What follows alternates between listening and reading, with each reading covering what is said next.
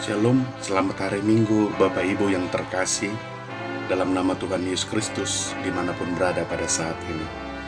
Senang sekali bertemu kembali di hari yang baru yang dianugerahkan Tuhan kepada kita di hari Minggu tanggal 29 Agustus 2021.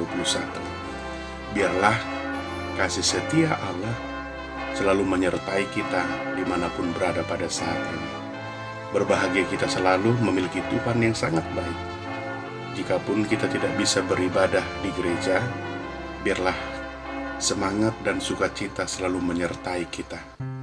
Jikalaupun kita bisa beribadah di gereja, tetaplah kita menjaga jarak, menjaga kesehatan, memakai masker, tetap mematuhi protokol kesehatan. Buat hamba Tuhan dan seluruh jemaat, sebelum kita mendengarkan firman Tuhan, baiklah kita berdoa.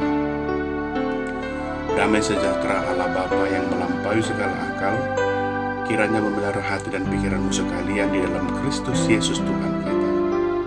Amin.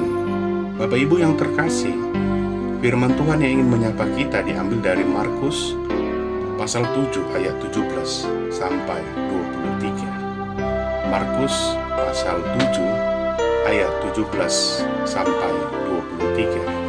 Akan tetapi saya bacakan mulai ayat 20 sampai 23. Demikian pembacaan firman Tuhan. Katanya lagi, apa yang keluar dari seseorang itulah yang menajiskannya. Sebab dari dalam, dari hati orang, timbul segala pikiran jahat, percabulan, pencurian, pembunuhan, perzinahan, keserakahan, kejahatan, kelicikan, hawa nafsu, iri hati, hujat, kesombongan, kebebalan. Semua hal-hal jahat ini timbul dari dalam dan menajiskan orang. Demikian pembacaan firman Tuhan. Topik kita di minggu kita pada saat ini berbicara tentang Tuhan mengetahui isi hati kita. Saudara-saudari yang terkasih dalam nama Tuhan Yesus Kristus, di dalam nas kita pada saat ini ada 3 pertanyaan, yaitu mengapa orang Farisi memprotes habis Yesus Kristus? Itu yang pertama. Yang kedua, apa yang menjadi jawaban Yesus terhadap orang Farisi? Yang ketiga, bagaimana kita agar dapat melakukan sesuai dengan nas kita pada saat ini. Saudara-saudari yang terkasih, kita berangkat dari pertanyaan pertama. Mengapa orang Farisi memprotes Yesus Kristus secara habis-habisan? Seperti kita ketahui, Yesus Kristus adalah seorang fenomenal bagi orang Farisi. Terlebih di ayat yang sebelum nas kita pada saat itu, bagaimana Yesus memberikan makan 5.000 orang dan dia bisa berjalan di atas air. Bagaimana Yesus dapat memberikan makan, akan tetapi mengapa bisa sisa dan banyak orang mengikuti dia? Tentunya banyak orang penasaran, banyak orang yang tertarik, banyak orang yang menjadi mengikuti dia.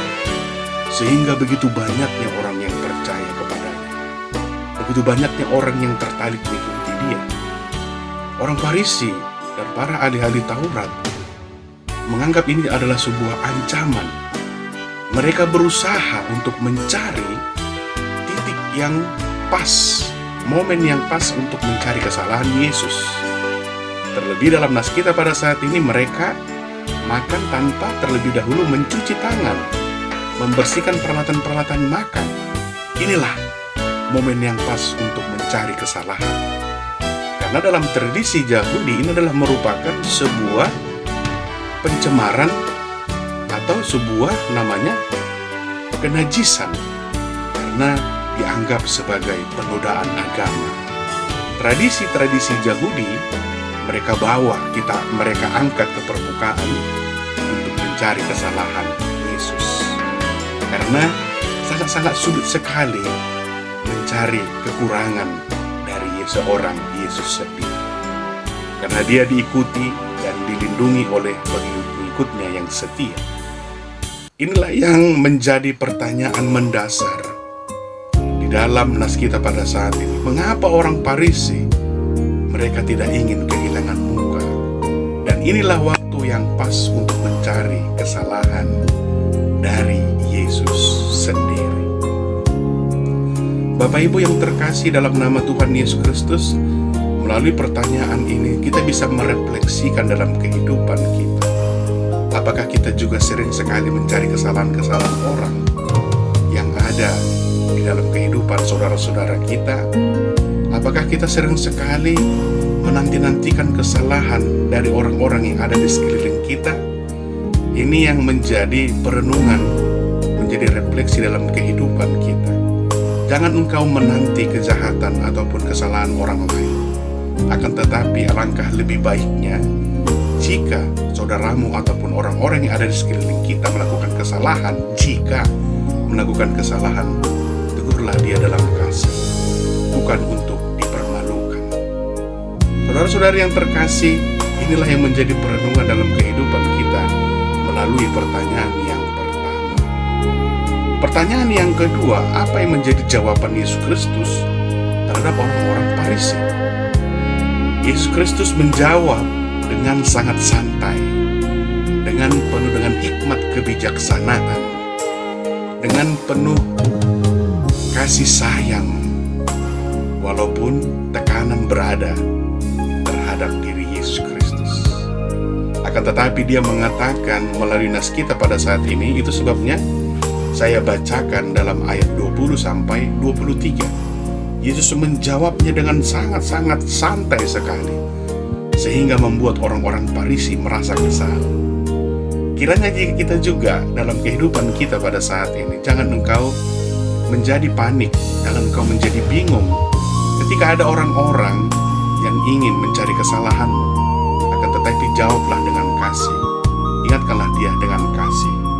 Dalam ayat 20 sampai 23 bagaimana Yesus Kristus mengatakan bagaimana yang najis dan bagaimana hidup yang kudus tersebut. Bangsa Farisi melupakan, yaitu hukum Taurat yang paling utama itu apa?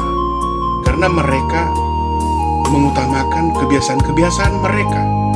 Hasomalan nasida, kebiasaan mereka itu mereka anggap sebagai hal yang paling utama untuk mereka lakukan. Akan tetapi sebenarnya dalam hukum Taurat bukan itu yang terlebih utama. Yang paling utama adalah kasih. Bukan soal bagaimana salah atau benarnya untuk melakukan hukum Taurat tersebut. Akan tetapi kasih yang paling utama yang ingin ditekankan oleh Yesus Kristus. Tidak mengatakan bahwa tidak mencuci tangan itu benar, itu salah. Akan tetapi Yesus Kristus ingin menekankan bukan itu yang paling utama. Yesus Kristus juga tidak mengatakan ataupun menentang soal kebersihan higienis yang ingin dilakukan oleh orang Yahudi. Akan tetapi bukan itu yang paling utama. Yang paling utama adalah kasih. Bagaimana Yesus memberikan makan 5.000 orang, dia lebih mengutamakan kasihnya, bukan keegoisannya. Itulah yang menjadi refleksi dalam kehidupan kita, bagaimana seorang Yesus dapat menerangkan melalui kasihnya kepada orang Farisi. Saudara-saudari yang terkasih dalam nama Tuhan Yesus Kristus, terlebih di dalam ayat 21, 23, dan sampai 23 tadi dikatakan, bagaimana di dalam hati orang timbul segala pikiran jahat, pencabulan, pencurian, pembunuhan, perzinahan, keserakahan, kejahatan, kelicikan, hawa nafsu, iri hati, hujat, kesombongan, kebebalan. Itulah yang dikatakan najis. Bukan terlebih dahulu kita ingin mengatakan bahwa ini adalah merupakan yang benar sekali untuk kita lakukan dalam kehidupan kita, mencuci tangan. Benar, kritikan orang Yahudi tersebut ingin menunjukkan kebiasaan-kebiasaan mereka, akan tetapi bukan kebiasaan tersebutlah yang menunjukkan kebenaran. Akan tetapi yang paling utama tadi dikatakan, itu yang dikatakan najis. Bukan yang masuk ke dalam perut kita, akan tetapi apa yang keluar dari mulut kita, itulah yang dikatakan najis. Saudara-saudari yang terkasih dalam nama Tuhan Yesus Kristus, melalui minggu kita pada saat ini, pertanyaan yang terakhir, yaitu bagaimana kita agar bisa melakukan seperti yang diinginkan, yang dikatakan oleh Yesus Kristus melalui nas kita pada saat ini. Melalui nas kita pada saat ini, yaitu untuk menjaga dan peliharalah hati kita.